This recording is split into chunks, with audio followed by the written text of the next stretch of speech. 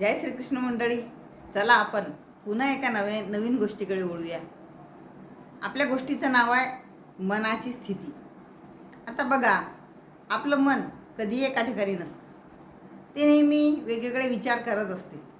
आपण जे कामं करत असतो त्या कामामध्ये आपण ते काम आपल्या सोयीप्रमाणे निरंतर करीत असतो, परंतु आपल्या मनामध्ये मात्र वेगवेगळे विचार त्यावेळी येत असतात. आणि जे विचार आपल्या मनामध्ये येत असतात त्या ठिकाणी आपण त्यावेळेस असतो. तर तशीच एक गोष्ट आपण आज ऐकणार आहोत. दोघं मित्र होते, रमेश आणि सुरेश. आता दोघंही चांगल्या विचाराचे आणि सोबत तीर्थाटन करणारे होते. आपलं वर्षभराचं दैनंदिन कार्य पूर्ण झालं की ते एक महिना फिरायला निघायचे. मग वेगवेगळे ठिकाणं पाहत पाहत ते जात असत. आता त्यामध्ये काय झालं की पूर्वीच्या काळी पायी प्रवास करायला लागायचा. आता सारखं वाहनांची सुविधा त्या काळी उपलब्ध नव्हती, आणि म्हणून हे दोघंही आपले पायी पायी प्रवासाला निघाले. ही या गावचं त्या गावला असं करत करत वृंदावनला जाण्याचा त्यांचा मानस होता, आणि ते निघाले. आता जाता जाता रस्त्यामध्ये अनेक गावं लागले, अनेक ठिकाणं लागले. बस आता काही मैलांवर वृंदावन राहिलं असं त्यांनी एका गावी मुक्काम केला. त्या गावाला मुक्काम केल्यानंतर त्या गावातले लोक काही चैनी स्वभावाचे होते, आणि त्यामुळे त्या ठिकाणी एक छान नृत्यशाळा होती. त्या नृत्यशाळेमध्ये अनेक कलाकार सुंदर नृत्य सादर करत, गाणं वगैरे गात, आणि ते या दोघांना ऐकू आलं. ज्या घरात, ज्या धर्मशाळेत हे राहत होते त्याच्या बाजूलाच ते नृत्यागार होतं.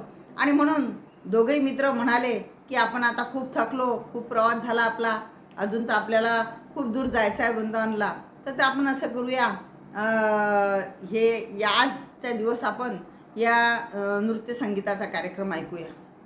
आता रमेश आणि सुरेश दोघांच्याही मनात विचार आला की काय करावं आता. परंतु सुरेश म्हणाला की नाही बा, मी तर काही ते ऐकायला जात नाही, कारण आपण तिथं बसलो की आपण तेच ऐकत बसू, पण आपल्याला तर वृंदावनला जायचं आहे, मग आपलं कसं काय जाणं होईल. मग पण रमेश ऐकायलाच तयार नव्हता. रमेश म्हणे आपण खूप थकलो, आता 2-3 दिवस इथं मुक्काम करू, नंतर आपण पुढच्या प्रवासाला जाऊ. पण सुरेशने काय ऐकलं नाही, आणि तो आपला पुढच्या प्रवासाला निघायला सज्ज झाला. पण रमेशही अडून बसला की अरे, मी म्हणतो तू 1-2 दिवसही थांबायला तयार नाही.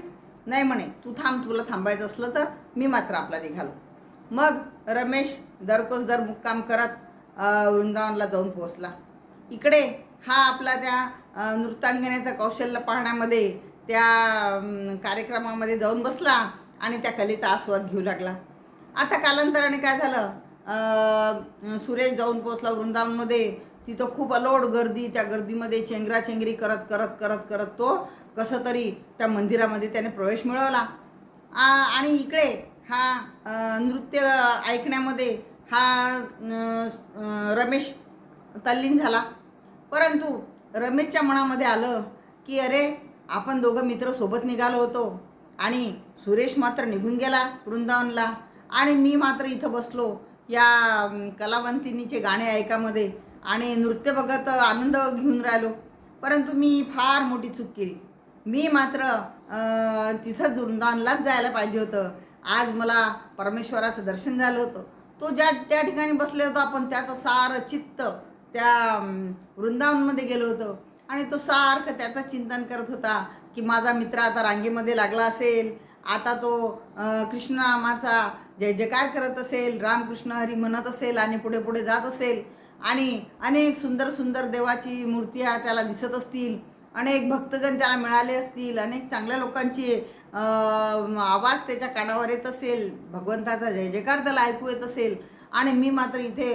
आणि असं तो सारखं त्या वृंदावनचं चिंतन करत त्या नृत्यागारामध्ये बसलेला होता. परंतु त्याचं चित्त, संपूर्ण चित्त त्याचं वृंदावनमध्ये होतं, आणि तेच तो ते आठवत होता, आणि त्याचंच ते स्मरण करत होता.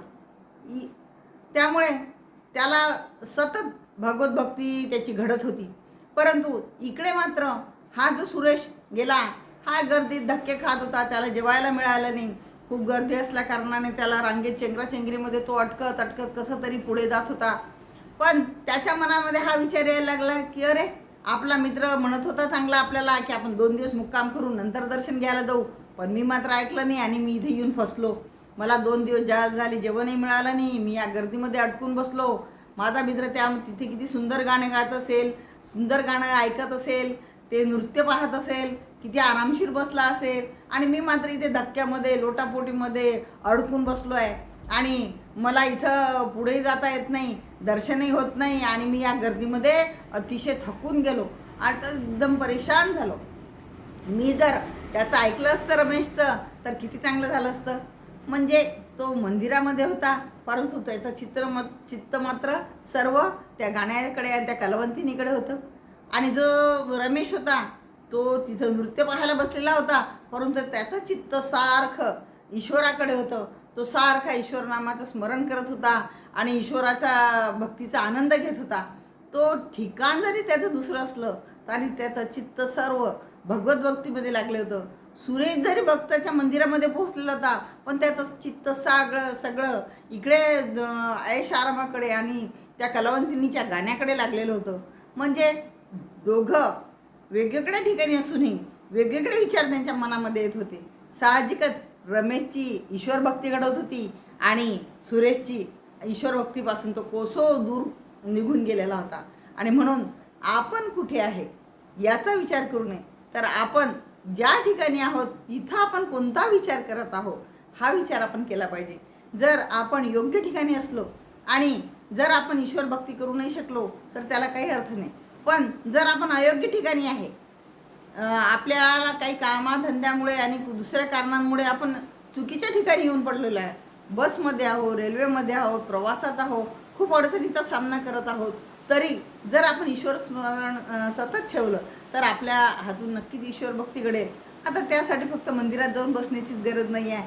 आणि आपण कुठे आहोत तर आपलं मन ज्या ठिकाणी आहे त्याच ठिकाणी आपण आहोत. आणि म्हणून आपलं मन सतत ईश्वर चिंतनामध्ये घालूया, इतरांना मदत करण्यामध्ये घालूया आणि सगळ्यांना सहकार्य करण्यात घालूया. एवढं बोलून माझी गोष्ट संपवते. राधे राधे.